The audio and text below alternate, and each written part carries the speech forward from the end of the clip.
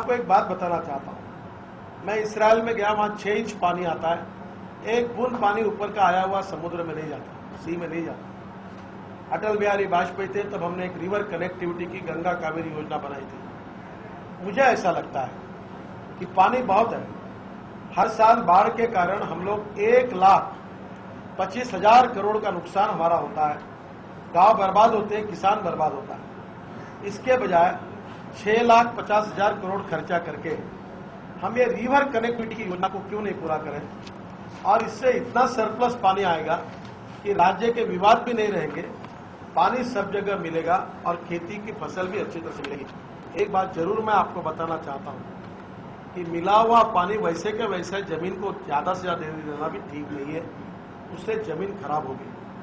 अब आवश्यकता है वाटर मैनेजमेंट की, जिसमें ड्रिप, स्प्रिंकलर, इस प्रकार के अनेक साधनों का उपयोग करना चाहिए। बायो फर्टिलाइजर का उपयोग करना चाहिए।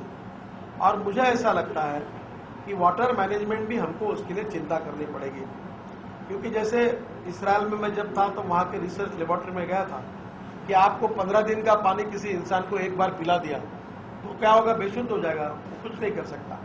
वैसे झाड़ भी प्राणी है, उनको भी जीवन है, उनको 15 दिन एक बार खूब पानी दे दो और ऐसा नहीं होगा। इसलिए उनको बाय सिस्टम से, ड्रिप से पानी दिया तो क्वालिटी बदलती है, प्रोडक्शन बनता है और उसके कारण खेती में सुधार भी होता है।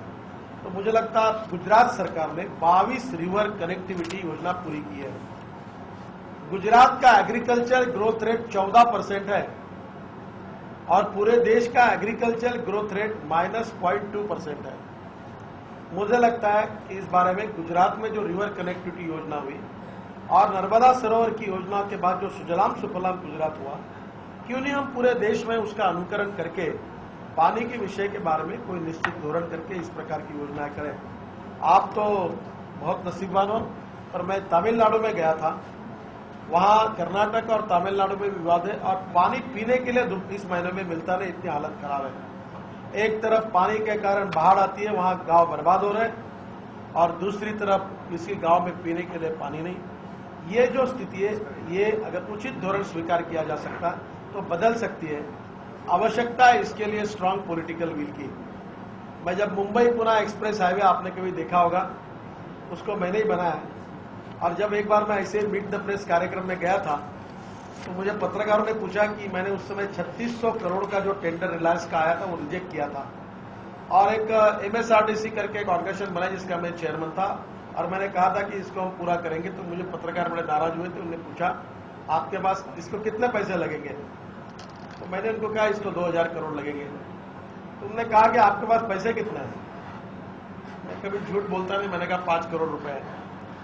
तो फिर उन्होंने कहा कि अगर आपके पास 5 करोड़ रुपए है और 2000 करोड़ का अगर आप काम करने वाले हैं, तो आप ये बताइए कि ये कैसे 2.5 साल में पूरा होगा, कौन आपके ऊपर विश्वास रखेगा।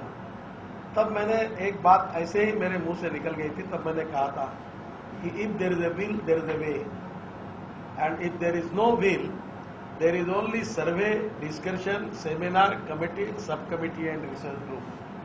बहनों और भाइयों, मैं हिंदुस्तान का एक ऐसा नसीबवान पॉलिटिशियन हूं कि मैं इंजीनियर नहीं हूं, पर Limca book of Indian record में सबसे ज्यादा कंक्रीट का काम मेरे नाम पर लिखा हुआ है। मुझे कुछ समझता नहीं इंजीनियरिंग का, और मैंने 4000 करोड़ रुपए कैपिटल मार्केट में खड़े किए और 5 करोड़ के इक्विटी पर 8000 करोड़ के इंफ्रास्ट्रक्चर प्रोजेक्ट्स अच्छी तरह से पूरे किए।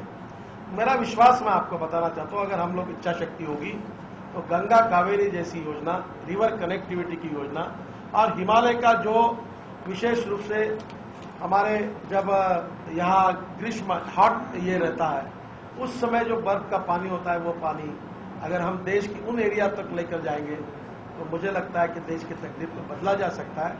It need positive approach, development oriented approach, constructive thinking and commitment for the society and the country. We can make the miracles. ये हो सकता है। इसके लिए राज्यों में झगड़ा करने के बजाय मुझे लगता है हम लोग उसको सॉल्व करें, that will be better option.